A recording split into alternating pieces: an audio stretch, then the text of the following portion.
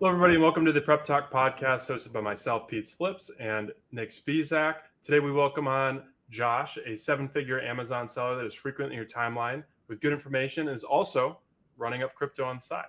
So, I want to welcome on Josh. Thanks for coming on. Guys, thanks for having me. I appreciate it. So, Josh, if I know anything about you, you kind of started in the OA space, maybe doing some different things now. Could you highlight kind of where you started and then talk a little bit about where you're at? Yeah, 100%. So it all kind of started well before my Amazon days. I was a big kind of Gary Vee fan. So he had the big rants on go to yard sales, flip stuff and make money. So I thought that was a good idea. At the time, I was in college, didn't have a whole lot of time to put into, a business. So went around finding different things, really kind of caught a knack for actually just finding values in these kind of random items, whether it's just looking up on eBay and all that kind of stuff. So, and I think the idea really hit home when I was sitting in a class in physical therapy. I'm a physical therapist now. And one of a coffee maker that I had picked up the night before, I bought it for I think it was like $100, and I ended up selling it for like $270. And I sat in class and I was like, I just made like $90. This is actually pretty sweet. And all my friends are like, are you kidding me? I was like, yeah. I was like, this is pretty sweet. So I think that was like the first idea that really kind of caught my attention for like the reselling space. So after that, me and Kaj, he's my business partner, we started private label in 2017. We started two products, one that didn't do very well, but was a good proof of concept. The other one actually did really well until too much competition came into the marketplace. And then in 2019, 2020, we switched to online arbitrage, and we ran it up to about $1 million in revenue last year, between 600K in OA around and 400K in wholesale. And now this year we're gearing towards wholesale and more brand direct opportunities. That's awesome. So there's something there that's in it. So like it's almost seemed like it's going full circle, right? So you started out on private label, went away, went online arbitrage, your wholesale. Now you're starting to look into going brand direct. So what are some things from, you could call it, a quote unquote failure in private label, but I don't know if that's the right term for it, right? Because those are all lessons that you have. What are some things from the private label days that you're now looking to incorporate into being, a growth partner or another partner with brand direct that you can leverage? Yeah, so something that we have done and actually ended up making a brand direct connection through this is reaching out to some of the businesses that were actually on like those hot OA listings and saying, hey, look, we see your website, you're pricing your product at $40 on Amazon, it's $30. This is what's happening if you aren't already aware. And they're like, yes, we're very aware that people are coming in, running up all our coupons and ordering lots of volume to be able to sell their places. And it was more like, this is what we can do for you. We could see about revamping the listing, try to stabilize price, add some features like doing multiple packs. Like this listing sells and very good in multiple packs, and they didn't have one. It was only a single. And so over around 3 months, we finally kind of got them into what they call a transparency program, which is a program that Amazon uses to authenticate products, which allows us to really be the only sellers on that listing, which is pretty cool. And so now we're kind of just waiting for that last individual to run out of stock in order to kind of work on pricing as well as add different variations. So kind of running full circle back to your original question, really it's like optimizing listing and figuring out some sort of pain points that brand is experiencing, just like we experienced pain points back in our days of trying to create a product and ship it overseas to the US and sell on Amazon. Really just kind of working on those pain points that company has and trying to offer, good quality solutions. So one thing that like kind of sticks out to me, and you kind of glossed over it, but I think reframing kind of your experience in private label and saying, okay, maybe it failed, but like, can you speak like a little bit to like what that did for you from like a perspective standpoint in your current business, and then incorporating OA into that and how you're leveraging that experience now. Yeah. So like, I think our first product, which I'll actually tell you what it was, because there's no way we're probably going to sell this ever again. But it was a pocket blanket, and we had bought this course from a guy, and it was like the classic, pretty much tells you how to do everything, and we did it. And what we thought happened was everybody did the same thing. So everybody ended up ordering pocket blankets as their first product, because that was like one of like the best ones that came up first on the search, and it was like it like checked all the boxes, all that kind of stuff. So what was nice about that product was when we got it in, it didn't sell at the price we wanted it to. So we were like, okay, what do we have to do to like increase the price? Kind of updated the listing, all that sort of stuff. But we've had the little nuggets of, oh, it sold 10 times today. Oh, that's interesting. Oh, it sold, someone bought 24. Like, that's crazy. Like, this is actually even possible.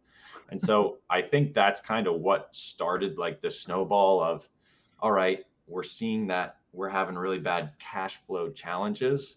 Is there another model on Amazon that doesn't create a lot of cash flow issues, or maybe shortens that cash flow timeline? And so we arbitrage kind of fell into our lap with the, we listened to a lot of the Buy Box Bandits podcast. So yeah. And so that's when we kind of looked into arbitrage a little bit more while we were still kind of doing private label. Awesome. Now let's tap into that for a second, right? So spent a lot of time last year on the OA side before, starting to make more of that pivot to having a lot more of your portfolio in wholesale. What were some of those early pain points, especially for some of our listeners here that are in a very similar journey with that? What were some of those types of pain points that you guys had early on in the operation, and what did you do to alleviate that? Yeah, so I think one thing would be just a lot of prepping. So prepping helps you make money, obviously, because you can send it into Amazon, but the more listings you can get through, the better. This is all just a numbers game. The more listings you can get through, the more profitable products you'll find. So you got to spend your time sourcing. So we alleviated that kind of through hiring a few friends. They helped us prep a lot of our stuff so we can keep our eyes on the screen trying to find new products. That was one pain point that we kind of worked on.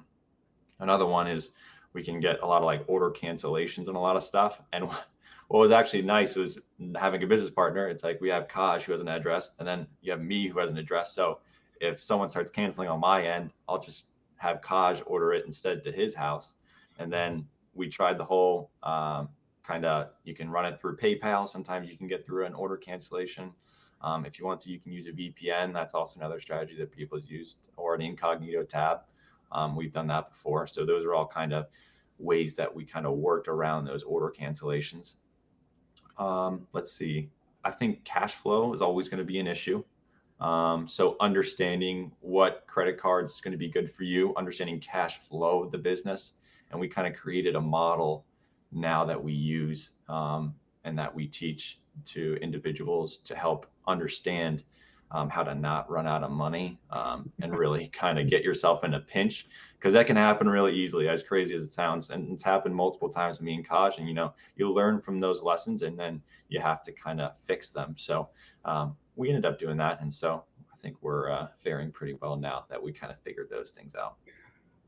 Yeah, I think that like early days specifically, like understanding how much money you actually have can be challenging. So I think like what I always say is just be a little bit more conservative on the upfront and then let it snowball. And then over time you'll understand, but don't like get too crazy with your leveraging, especially early. Gosh, yeah. That's when you're going to amplify all your mistakes, right? Maybe like 6 months a year, then, turn on the jets, but yeah, we don't need to be taking on a ton of debt.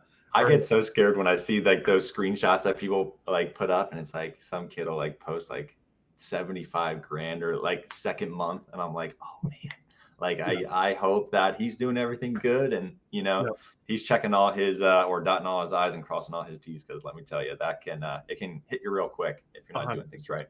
100%. So you kind of present a unique avenue in the Amazon space where you started PL and then we went into OA. So can you talk a little bit about how you're leveraging OA to maybe fund higher leverage endeavors. Yeah. So, and again, I think this really all comes back to cash flow cycle. And for people who don't know, when you buy a private label product in China, especially, or in Asia, the first thing you're going to have to do is, wait for them to manufacture it, wait for them to ship it. And yes, you can get you can pay half at first until they're done making it, and then you can pay the other half, but you still have to wait for it to ship all the way over seas to the US, and then it actually sells through Amazon's marketplace. And by that time, you actually need to order a whole nother usually order before you even, like, once like the first couple of days of sales ends up going and you know how much volume that you're going to actually do, you almost need to order it right away, the second batch, to actually stay in stock and be competitive with a lot of other individuals. So the cash flow there is just, it's horrendous. It's like almost impossible to pay yourself unless you're like are super high margins. So that's why we kind of turn to OA, where you can really, buy something. It can get to your door within 3 or 4 days. You can package it up, send it to Amazon. It could get checked in a week or two, sometimes 4 if you're unlucky, and then that can go through. Or you could just sell it right straight from your home, ship it right to the customer, and you can have funds, within the next week and a half. So I think that's the main thing. It's just creating more cash flow so that if we want to do a wholesale order that, let's say it's back ordered for 3 weeks, but they're taking POs now, and whoever gets in now is going to get that PO, we can have the opportunity to ship that money where we think the value is, and kind of keep kind of recycling the cash flow or the free cash flow that we have with online arbitrage. So I want to switch gears a little bit here. We're kind of going through full circle almost. I think the only one that won't be in there is the retail arbitrage. I want to tap into the wholesale journey a little bit here. So you guys spent a lot of time. You went through the private label. You started going into OA. What was that journey like, moving from doing online arbitrage to starting to find your first suppliers and starting to, think through like what does a wholesale based business look like? Yeah. That's a really good question. And, I think we're still trying to figure it out. However, I think we have the beginnings of a wholesale company. So we ended up finding our first, I would say, major supplier. Kaj ended up wanting to wholesale a pack of gum, an Orbit pack of gum. So he called Orbit and was like, hey, do you guys have any distributors in the area? This is where I'm located. And they were like, yeah, there's one half a mile down the road. Wasn't sure if he knew that. And we were both shocked. And we were like, are you serious? So, watching enough KT hustles, I was like, let's just go down there right now and let's see what it's all about. So we're like, all right, let's go. So we run down there with Kaj's car. We pull up into this parking lot, massive complex, and we're passing all these like really nice cars. I'm like, geez, I think we might be out of place here. It's like, because Kaj's door, like, he had like just gotten into like an accident like a week before, and his like left like door handle like not there. So we like pull up, and we go to the front, and we go to like open the door, but there's no handle, and we're like, oh no. It's like, geez, it's like we couldn't even make it in the front door. Like, this is kind of embarrassing. And someone like buzzes in. They're like, what are you doing here? And we're like, we just want to like see about buying product. We know you guys, we just want to set up like a wholesale relationship. She's like, well, you need an appointment. I was like, well, we don't have an appointment. And she's like, all right, let me go find somebody for you guys. So luckily, this person named Sandy ended up entertaining us for 10 to 15 minutes. We kind of talked to her realistically where we were. We wanted to spend around 10 to 15K on some inventory. They had actually never sold to an Amazon seller before. So we were the first ones in the door there. And she's like, I don't know if we sell to Amazon sellers, but I can ask my boss. So we were like, all right. And a couple emails back and forth, and then we actually ended up landing that supplier, and we ended up spending a decent amount with that supplier last year. We don't anymore. We have kind of moved on from them. They were in like the food niche. So we wanted just some better margins there. But yeah, it was definitely a cool experience to understand what another individual or another company wants, instead of looking at yourself, looking at like, what kind of margin can I get out of this product. oh my gosh, like it returned, it got returned, all that kind of stuff. It's like trying to understand what they want and positioning yourself in alignment with them rather than I'm trying to get the best deal ever. Like I want, this price, like can you give me this price, or and trying to figure out what's good for them. Because once you figure that out, it really opens up a relationship and things start moving a lot faster than you might think actually. So I think that would be the difference. Josh, just to tap into that one a little bit more, right? So you went in, you started creating some relationships with distributors. You mentioned earlier that you guys are now looking to be more brand direct. Yeah, like is within the types of products that you're looking at, have you found any good angles or anything, whether that's looking at an existing distributor relationship that generally will have access to hundreds or thousands of different brands that you can say, hey, these are ones that we bought. Now it's a good angle to pivot that into brand direct. Have you used that as a strategy? What has been, as you're kind of going through that journey from now wholesale to now starting to think about brand partnerships? Where have you seen that work, or is there any type of angles you're using there? I don't think we've actually used any distributors to start any brand kind of direct relationships quite yet. We're still working on that. Primarily, our goal is to find some interesting gap in like a market, whether it's a listing that seems to have a lot of issues in terms of like a ton of people on the listing, price is very variable. You go to their website and the price is a lot lower, or there's a different price. So you can kind of target those pain points. That's kind of what we're looking at right now, instead of, because we're just not that, like we're big in wholesale, but we're not that big in wholesale quite yet to really have the opportunity to kind of reach out to like a really big brand that has distributors and has all that kind of a lot of money behind them, to be quite honest. And we just wouldn't have deep enough pockets to be able to provide them what they would probably want. However, it's definitely a good, opportunity and a good thought. We just haven't I don't think we're quite there yet. Okay.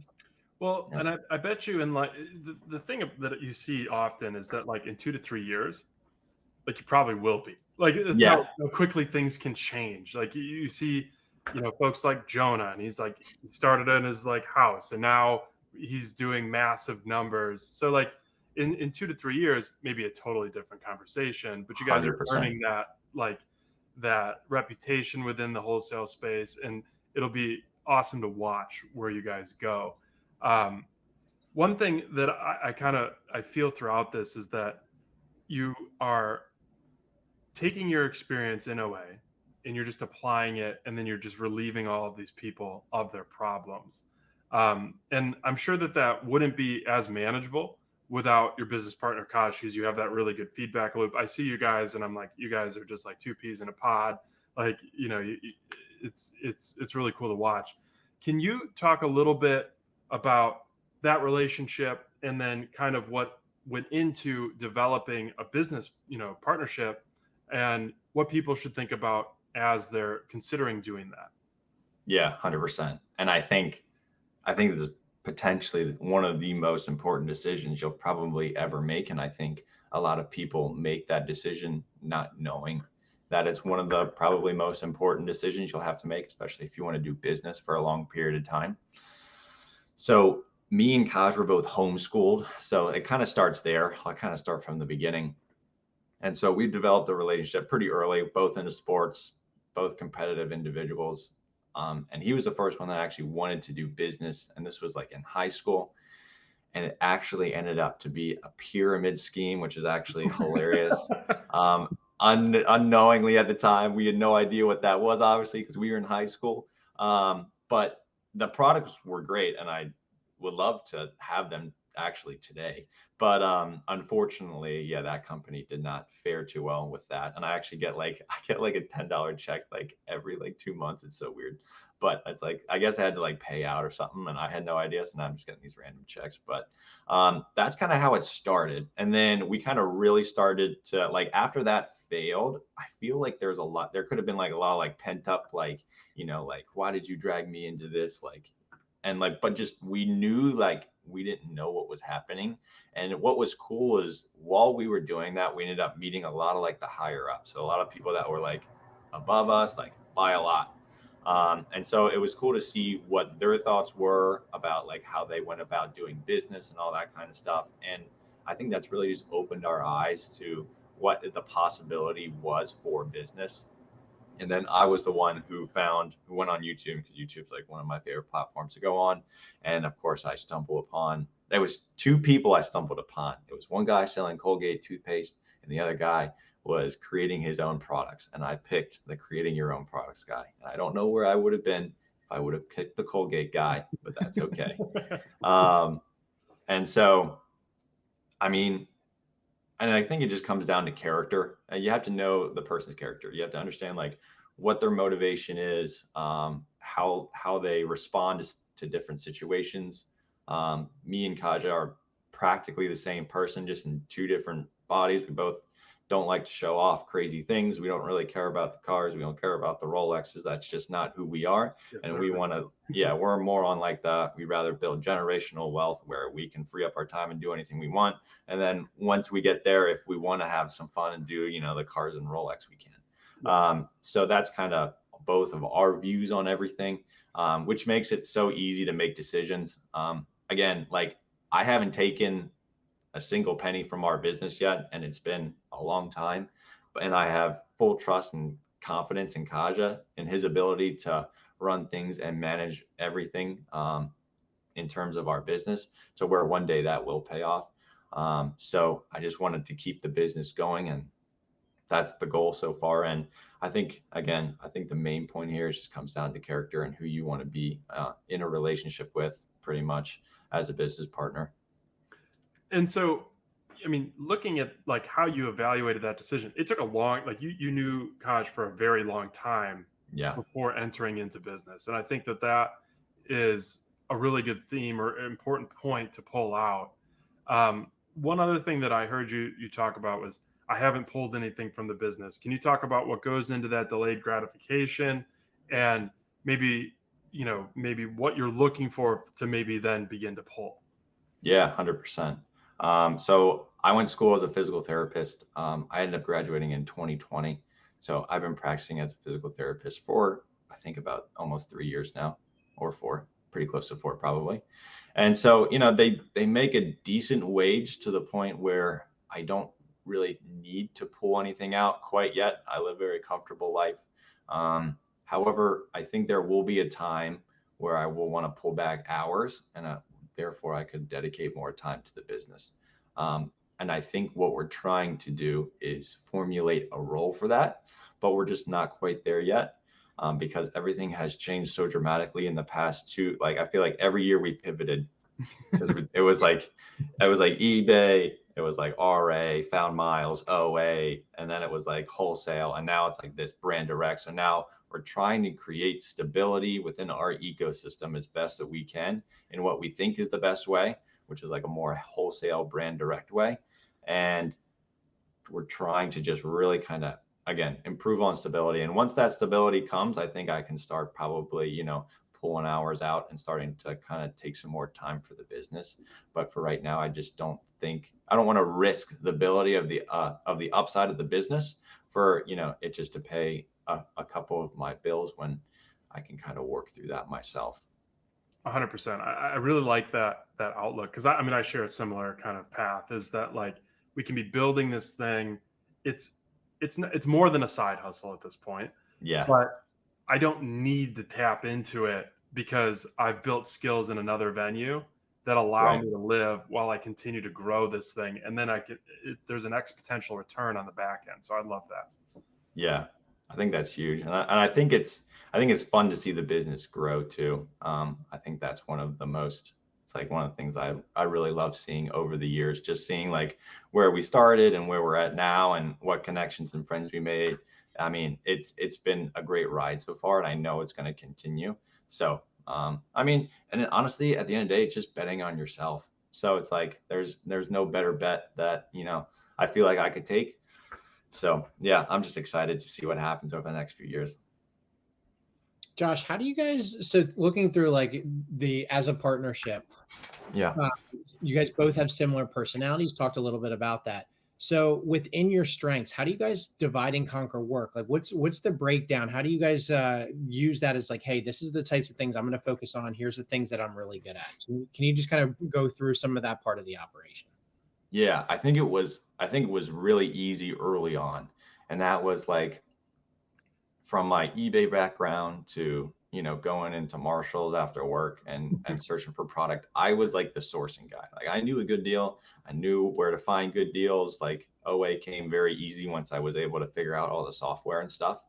And then Kaja has a business degree, so kind of him setting up the back end, understanding, cash flow, making sure credit card statements are paid off, making sure our balances look good. That was his role in the beginning. And now it's kind of blurred to the point where it's starting to get a little bit of a crossover where he does a lot of the majority like wholesale brand direct. And then I'll be like working in like the warehouse, like packing, prepping, all that sort of stuff on the back end. If we need it, we don't really do a lot of OA anymore. So I'm starting to kind of like try to figure out where I need to go in order to bring the greatest value. And I think we're having we're working on it. But it'll be interesting to see what happens over the next couple, like probably months or so, because we haven't quite figured it out yet. Well, one thing that I thought was interesting about that is that if you spend enough time with somebody that has like the opposite skill set, it starts to blur. Yeah. And I've noticed that. Some of the other guys are like wizard sorcerers, and then you just see how they think for long enough, and then you start Yeah. to pick up on it, and you can leverage that. So it's kind of cool to see that. And it may maybe seem like a problem, but you've actually like created efficiencies where you guys have been in the same group for long enough that we freed up time. It's a Yeah. beautiful thing. So It is. that is really cool to kind of see where that goes over the next, however long. Yeah, we have like a couple of VAs too, and I think that's where it really started, because it's like hiring VAs really freed up Kaj's time to be able to do like those like really important tasks that actually move the needle forward, and rather than just kind of keep the business, afloat and not have any issues with, all the complaints that come in and like inauthentics, and trying to keep all that busy work that you have in the background. Mm-hmm. We had VAs do that, and that was the craziest shift that I saw in our business. Once we hired a main VA, or what we call an admin VA, our whole business completely took like a 180. It was kind of crazy. Like so much time was freed up to where the point where like me and Kaj were looking at each other trying to figure out what can we do. So it was kind of cool. Yeah, that's like a hard shift, I think. And I mean, I struggled with it. Was like, I don't need to be in the details of every Yeah. order that has a problem. Like just trusting the people and creating those SOPs. It's a beautiful thing. Like you can just go focus on so many higher leverage opportunities, and you can help somebody else that's learning the Amazon platform at the same time and growing their skill set, instilling confidence in them. I love that. That's huge. Yeah. Josh, can you talk a little bit about time management? I know a good decent amount of the viewers, right? We either came from having a 9 to 5 full-time job or still do. So how has that balance been? Are you using the VA team to kind of supplement that? Just kind of talk through like what are some of the areas that you have that are going on in your life that attribute into being able to have good time management? Wow. I mean, I would say a loaded question, especially, yeah, especially for me. And this kind of goes back to the early days of OA.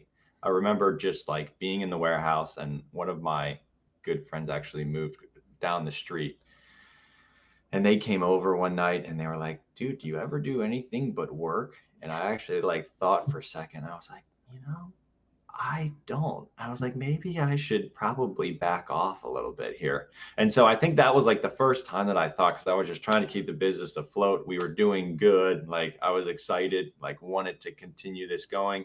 But there were things that I could tell that were lacking in terms of like, I wasn't getting enough sleep. I wasn't eating right and being able to like exercise regularly, which was definitely taking a toll on my health.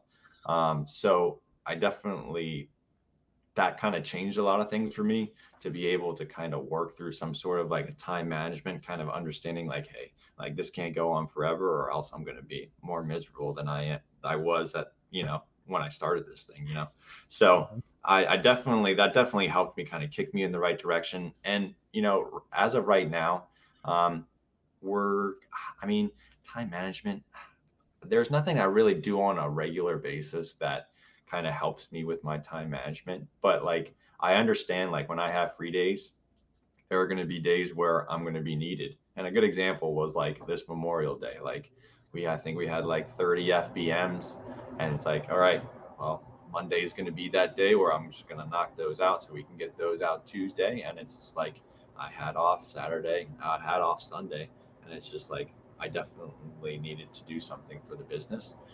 So right now I feel like I'm personally in a very good place in terms of getting more time management down, as well as kind of looking to see if I can unburden Kaja as well.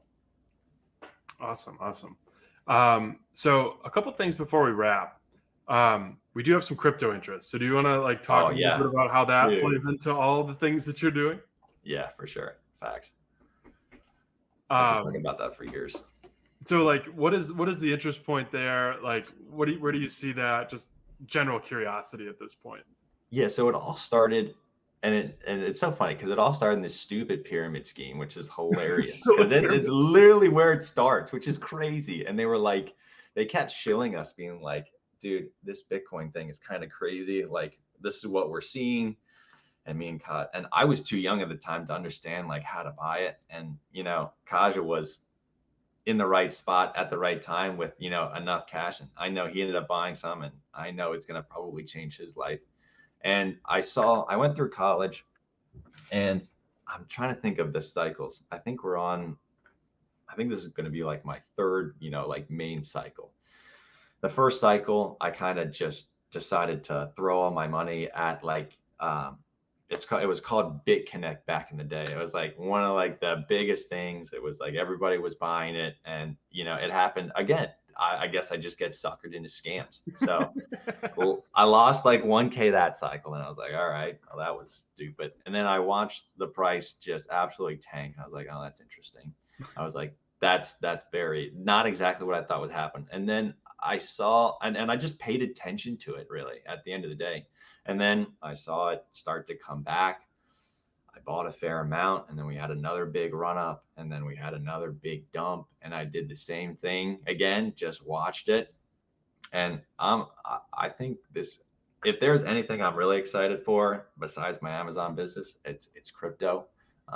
With everything that's coming out, like the Bitcoin ETF, Ethereum ETF kind of got approved now. I mean, two major changes. This election's becoming very crypto related, which is also very interesting, which just brings awareness.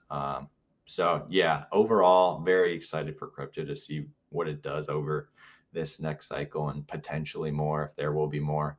But yeah, I am a crypto lover, I would say, through and through, for sure. Awesome. Well, I'm not super well versed in crypto, so I don't know if I have any follow up to it. But anything that you want to leave the audience with, maybe something that's not gotten enough attention, anything that's crossed your mind recently, or any value that you wanted to leave the audience with before we wrap?